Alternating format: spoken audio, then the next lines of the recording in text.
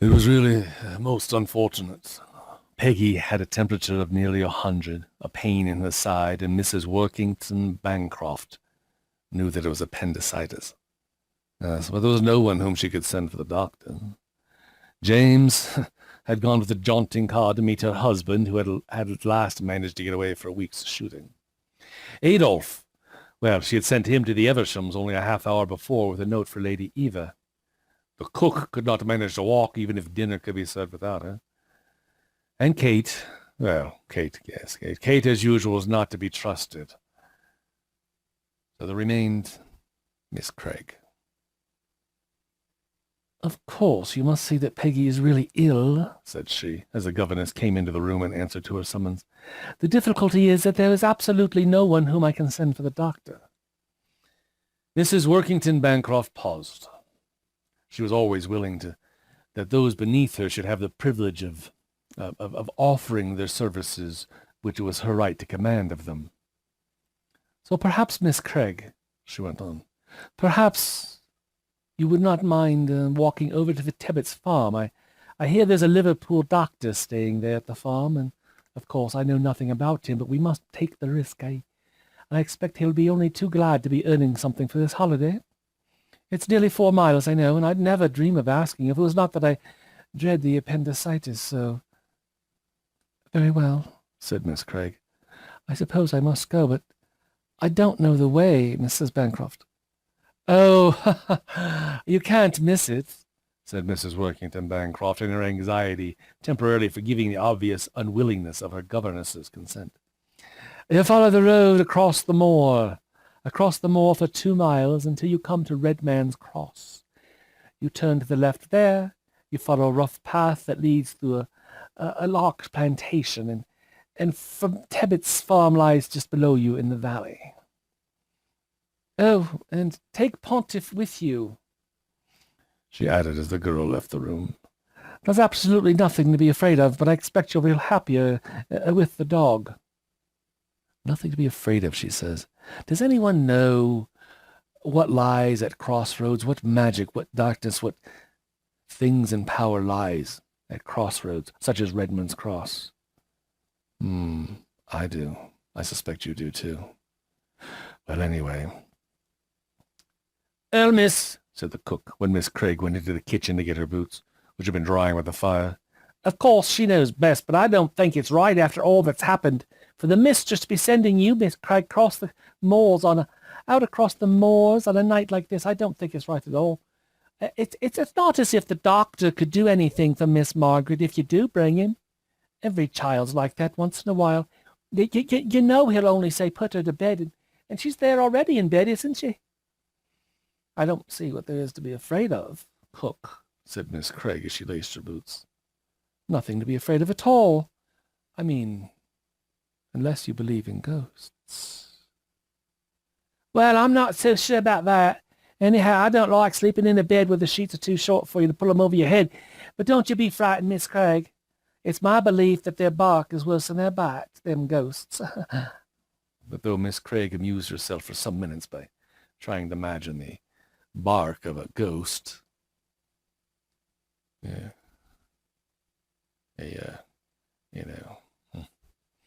thing altogether different from the classical ghostly bark, she did not feel entirely at her ease either.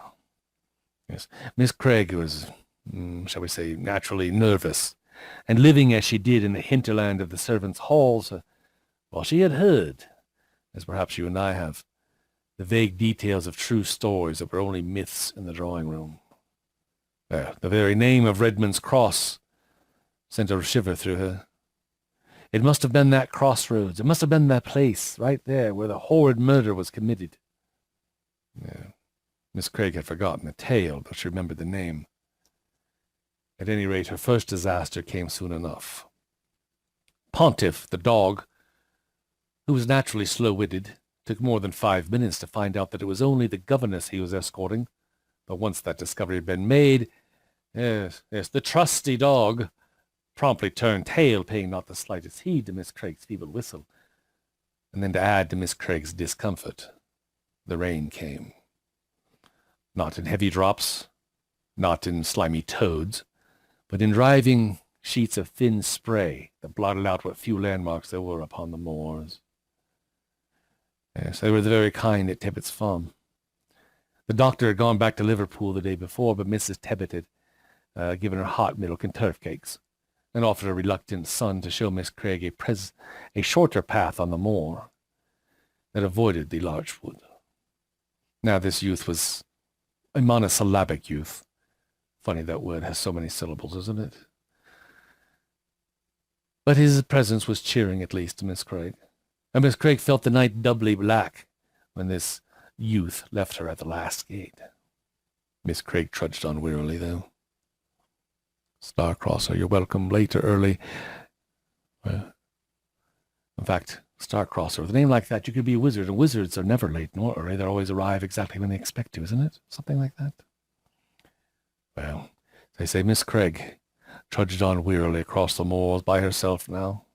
Her thoughts had already gone back to the almost exhausted theme of the bark of ghosts, when she heard steps on the road behind her that were at least material. Next minute, the figure of a man appeared. Miss Craig was relieved to see that the stranger was a clergyman. He raised his hat. I believe we're both going in the same direction. Perhaps I may have the pleasure of escorting you.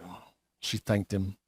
Well, it is rather weird at night here, and what with all the tales of ghosts and bogies that one hears from the country people, I've ended up being half afraid myself. Ma'am, I can understand your nervousness, especially on a night like this one. I used at one time to feel the same. My work often meant lonely walks across the moor to farms which were only reached by rough tracks, difficult enough to find even in the daytime. And in all your travels, you never saw anything to frighten you, nothing immaterial, I mean.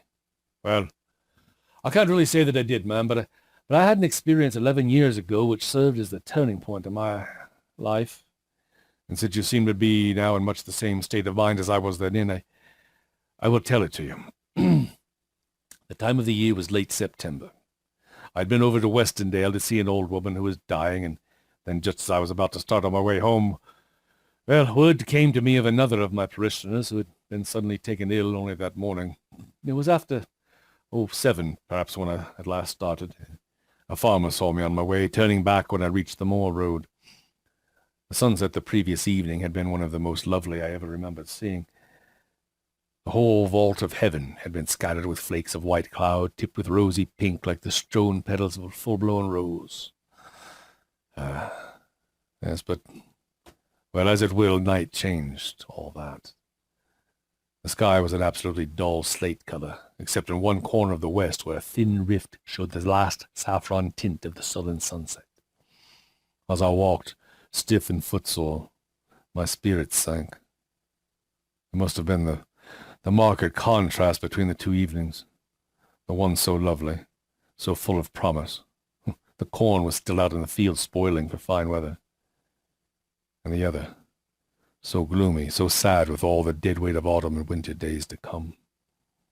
And then, added to this sense of heavy depression came another different feeling which I surprised myself at recognizing as fear. I did not know why I was afraid. The moors lay on either side of me, unbroken except for a straggling line of turf shooting butts that stood within a stone's throw of the road. The only sound I had heard for the last half hour was the cry of the startled grouse. Go back, go back, go back. And yet the feeling of fear, it was there, affecting a low center of my brain through some little-used physical channel, perhaps. At any rate, I buttoned my coat closer, and I tried to divert my thoughts by thinking of next Sunday's sermon. I had chosen to preach on Job.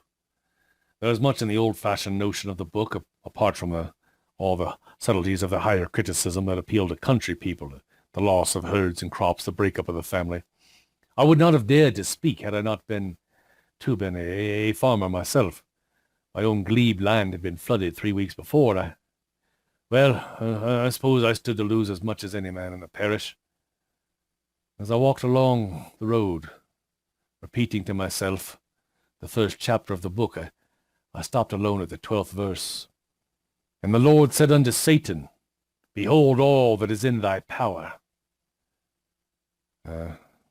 Alone, the darkness, the thought of the bad harvest, and that's an awful thought in these valleys, vanished. I seemed to gaze into an ocean of infinite darkness. I'd often used with the Sunday glibness of the tired priest whose duty it is to preach 3 sermons in one day, the old simile of the chessboard. God and the devil were players. We were helping one side or the other. Yes, but until that night I had not thought of the possibility of my being only a pawn in that game, that God might throw away the game. He might throw me away, that the game might be won. I had reached the place where we are now, miss, right here, this same spot. I remember it by that rough stone water trough. When a man suddenly jumped up from the roadside, he'd been seated on a heap of broken road metal. "Which way you going, governor, huh?" I knew from the way he spoke the man was a stranger. The many at this time of year who come up from the south tramping northwards with the ripening corn, I told him my destination. Yeah, we'll go along together then, we will. And together we'll go, yeah. It was too dark to see much of the man's face, but what little I made out was coarse and brutal. And then he began the half-menacing whine I knew so well. He had trampled for miles that day. He had had no food since breakfast, and now it was only a crust. "Yeah, governor, give us a copper, won't you? Give us a copper. It's only for the night's lodging, governor. Give it." He was whittling away with a big clasp knife at an ash stake he had taken from some hedge or other. The clergyman broke off there. "Are those the lights of your house, miss?" "Oh, we are nearer than I expected. But I shall have time to finish my story for you, miss." Yes, I think I will. For when I finish my story, you can run home in a couple of minutes, and I don't want to be frightened when you're out on the moors again. At any rate, as the man talked, he seemed to have stepped out of the very background of my thoughts, his sordid tale with the sad lies that hid a far side of truth. He asked me the time. It was 5 minutes to 9. As I replaced my watch, I glanced at his face. His teeth were clenched. There was something in the gleam of his eyes that told me at once his purpose. "Ma'am, have you ever known how long a second is?" Of a third of a second. I stood there facing that man, that menace, filled with an overwhelming pity for myself and for him. And then without a word of warning, he was upon me. I felt nothing. A flash of lightning ran down my spine. I heard the dull crash of the ash stake, and then a very gentle patter, like the sound of a far-distant stream. For a minute I lay in perfect happiness, watching the lights of the house as they increased in number until the whole heaven shone with twinkling lamps. Oh, alas, I could not have had a more painless death. Miss Craig looked up. The man was gone, and she was alone on the moor. She ran to the house, her teeth chattering. She ran to the solid shadow that crossed and recrossed the kitchen blinds.